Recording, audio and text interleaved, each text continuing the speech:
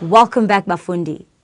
Now, before the break, we clarified the difference between discrete and continuous variables. When you're dealing with a discrete variable, you need to know that you have to draw a bar graph. Many of the things you learned about drawing a line graph also apply in drawing a bar graph. A bar graph has two axes, just the same as a line graph. Now, do you notice that the data on the x-axis is non-numerical or qualitative? The different provinces are not numbers. The independent variable goes on the x-axis. The data on the y-axis is numerical or quantitative. So the y-axis looks exactly like the y-axis on a line graph. The axes need to be labeled and scaled in the same way. Our next step is to plot the data on the graph. Now, instead of creating a continuous line because the data is not continuous, we are going to make bars to represent the rainfall in each province. Notice there is a space between each bar because the information for each province is separate or discrete. The height of the bar that we draw is carefully plotted against the numerical values on the y-axis. The bar should be neatly drawn in pencil with a ruler. We must also give the bar a heading. The heading must reflect both variables. Bar graphs are very useful in comparing the same variable over two different time periods. In this graph, notice that we are comparing the rainfall for 2006 with the rainfall for 2007. That means that the two bars were drawn for each province. This is called a multiple bar graph. To show the distinction between the data for the two different years, you should use a color or shading for the two bars. You must then provide a key to assist interpretation and understanding of the bar graph.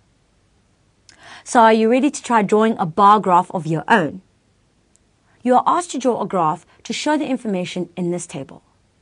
Your first decision you have to make is what kind of graph are you going to draw? When you look at the two variables, you see the boiling point is a numerical value which is continuous data. However, the elements are discrete data. You cannot have a sulfur and a half. The independent variable goes on the x-axis. That is the variable that is controlled, and in this case, it is the different elements.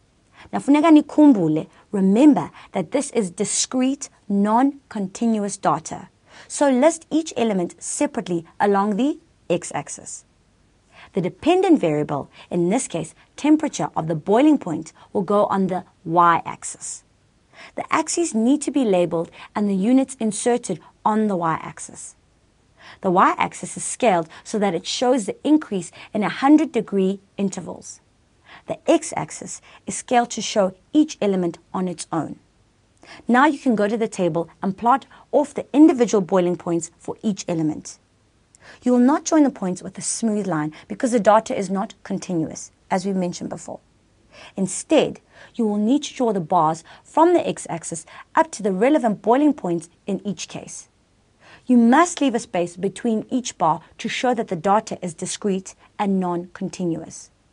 Now, kumbulani, remember to insert a heading that reflects both variables. Now, take a look at your graph. Which element has the highest boiling point? Sodium. Which element has a boiling point roughly half of sodium's? Take a look. Sulfur. The next type of graph you will study is the pie chart or pie graph. This kind of graph gets its name from the shape of a pie and how a pie is cut for serving. Now imagine that a pie is cut into pieces. This is the principle behind a pie graph. Cutting a circle into different sized sections through the center of the circle.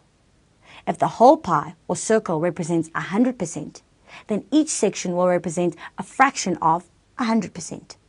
Half the circle will represent 50%.